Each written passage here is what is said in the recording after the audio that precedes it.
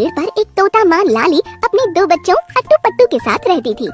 वहाँ पेड़ और स्थान दोनों सुरक्षित थे। वे तीनों बहुत प्रसन्न रहते थे। एक दिन उनकी खुशी उनसे रुक गई। पेड़ के निचले भाग से तेज आवाज आने लगी। माँ, यह आवाज कैसी आ रही है? तोता माँ लाली ने नीचे देखा तो उसका मन दुख से भर गया। एक आदमी कुदाल से पेड़ को काट रहा था। बेटा, इस पेड़ को काटा जा रहा है, अब हमें अपना घोंसला छोड़ना पड़ेगा। माँ, वह पेड़ क्यों काट रहे हैं? उनसे कह दो ना, ये हमारा घर है, आखिर हम कहाँ जाएंगे?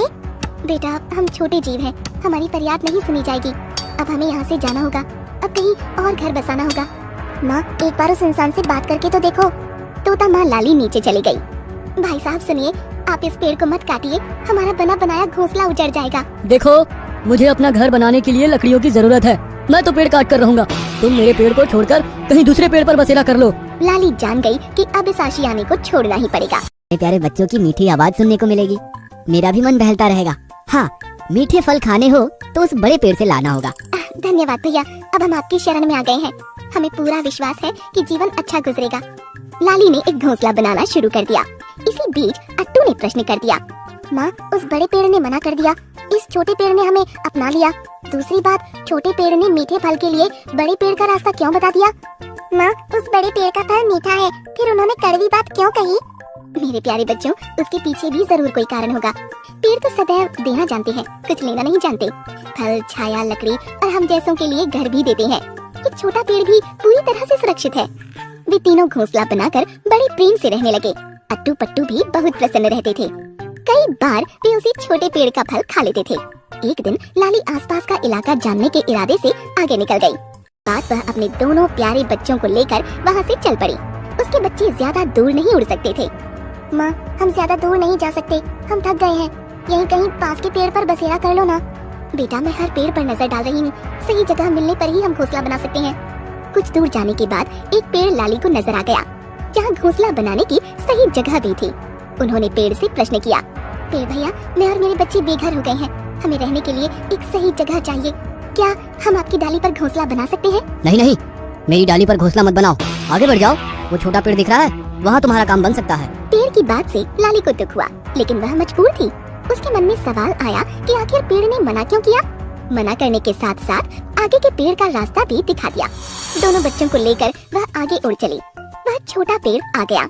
अरे भैया, मैं बड़ी देर से परेशान नन्हे बच्चों के साथ उड़ती चली आ रही हूँ, आपकी डाली पर घोंसला बनाना चाहती हूँ, आप मना तो नहीं करेंगे ना? अरे नहीं नहीं, मैं भला क्यों मना करूँ? जब लाली नहीं लौटी तब बच्चे अपने घोंसले से सर निकालकर बहुत बेसब्री से अपनी माँ का रास्ता देखने लगे। कुछ देर बाद लाली मुंह में एक फल लेकर आ गई। बच्चे फल खाने लगे। माँ, यह फल तो बड़ा स्वादिष्ट और मीठा है, आपने इसे कहाँ पाया?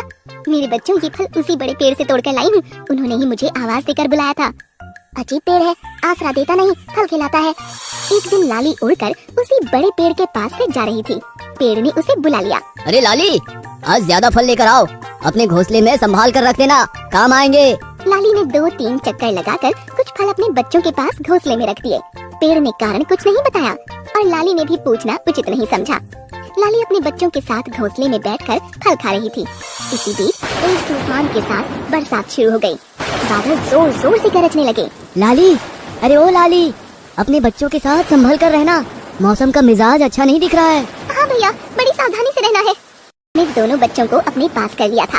इतने में बड़े जोर की आवाज आई। उन लोगों ने देखा वह बड़ा पेड़ उखड़कर जमीन पर गिर पड़ा था। ओह, नेक बड़े पेड़ को तूफान ने गिरा दिया, अब पंछियों को मीठा फल खाने को नहीं मिलेगा। बरसात और तूफान दोनों रुक गए थे। लाली उड़कर बड़े पेड़ के पास पहुंच गई। लाली, तुम आ गई? मुझे खेद है, अब मैं तुम लोगों का साथ नहीं निभा पाऊंगा, सबको मीठे फल नहीं खिला पाऊंगा। आज मैं तुम्हें ये बात बताना चाहता हूँ कि उस दिन मैंने तुम्हें शरण देने से क्यों मना किया। दरअसल मेरी जड़ें बहुत कमजोर हो गई थी। मैं जानता था कि वे तेज तूफान का झटका नहीं सह पाएंगी। मैं नहीं चाहता था कि कोई मेरी डाल पर घोंसला बनाकर खतरा मोल ले, इसीलिए मैंने तुम्हें मना कर दिया और छोटे पेड़ का रास्ता बता दिया। मेरे फल खाओ और अपने बच्चों के लिए ले जाओ, अभी भी ये ताजे हैं। बड़े पेड़ भैया, आप बहुत अच्छे हैं, आपकी भावना सदैव अच्छी रही है, आपके प्यार की मिठास को मैं सदैव याद रखूंगी। बड़े पेड़ की बातें सुनकर लाली का मन भर आया था। वह समझ चुकी थी कि स्वभाव की मिठास सदैव फल में भी रहती है।